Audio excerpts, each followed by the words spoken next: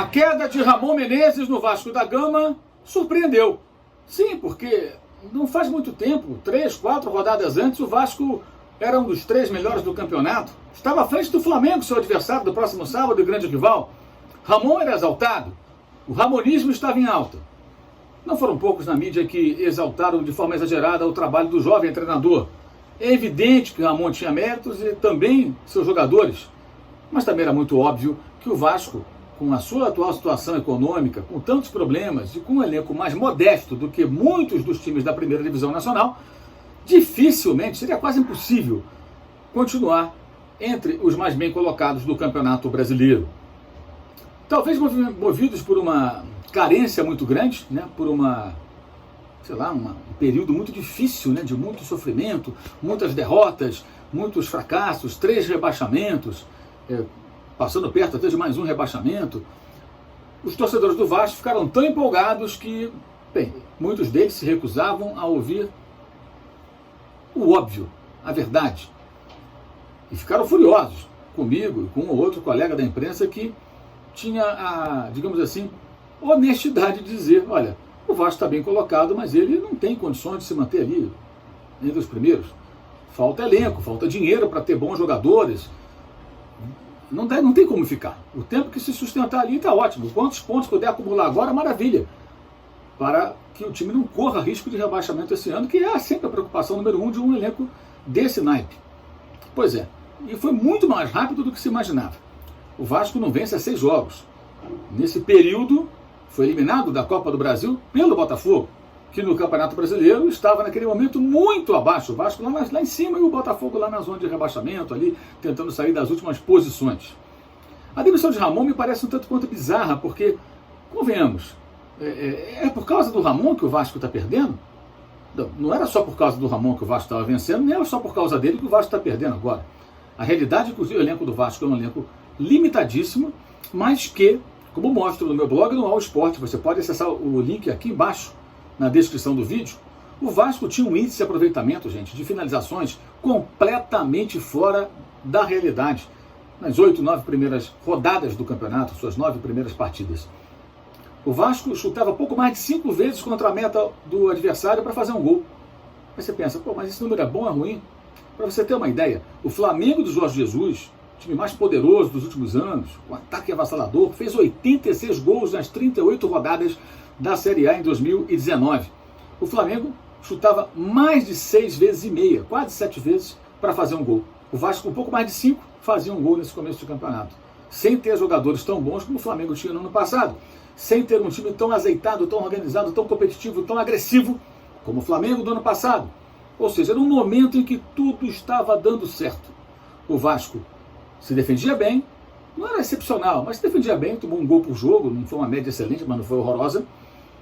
E quando chegava no ataque, com pouquíssimas chances, conseguia converter os gols que valeram muitos pontos importantes. E uma ótima colocação na tabela nas primeiras rodadas do campeonato.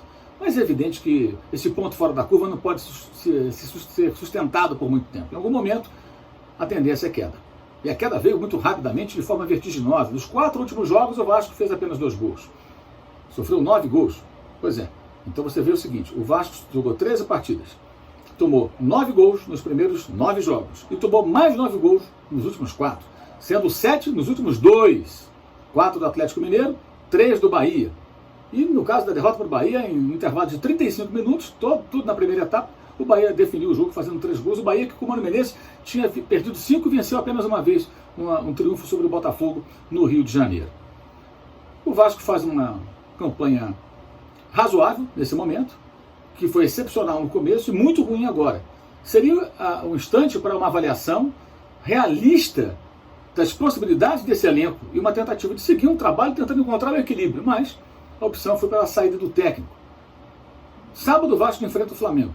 Se circunstancialmente, porque não é o favorito, obviamente, conseguir uma vitória, o Vasco da Gama vai respirar com a sua torcida orgulhosamente. Mas mesmo que vença o Flamengo, dificilmente voltará a ocupar as primeiras posições. Falta elenco, falta qualidade dos jogadores, falta dinheiro para ter um time bom. O Vasco merece muito mais? É evidente que merece muito mais. Mas para sair do buraco no qual dirigentes colocaram o clube, será preciso muito mais do que o agora extinto ou em stand-by, colocado de lado, ramonismo. Germancano, artilheiro dos primeiros jogos, também não faz gol há 6 partidas. É justamente o período de jejum do Vasco, sem vitórias.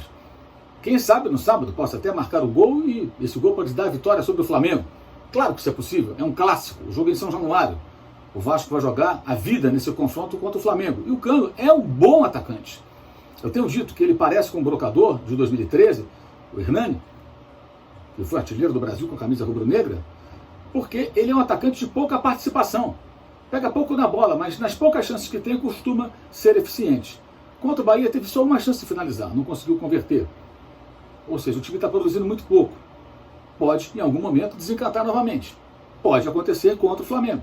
Mas é importante pensar no seguinte: mesmo que o Vasco vença o Flamengo por 1-0 com gol do Cano no único chute do argentino contra a meta rubro-negra, o torcedor do Vasco precisa comemorar, tirar sarro do rubro-negro, claro, mas entender que com o ramonismo ou qualquer outro ismo que venha a comandar o time vascaíno, com esse elenco é praticamente impossível brigar lá em cima, na ponta da tabela.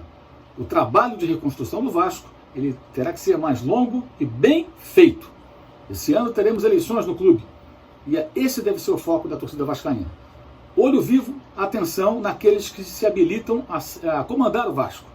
E para que aquele grupo que chegar ao poder possa fazer um bom trabalho. E para aqueles que perderem a eleição, não atrapalhem quem tenta reconstruir o Vasco da Gama. Um clube com potencial enorme, uma torcida nacional e muito mal aproveitado em todo esse potencial que possui. Saudações.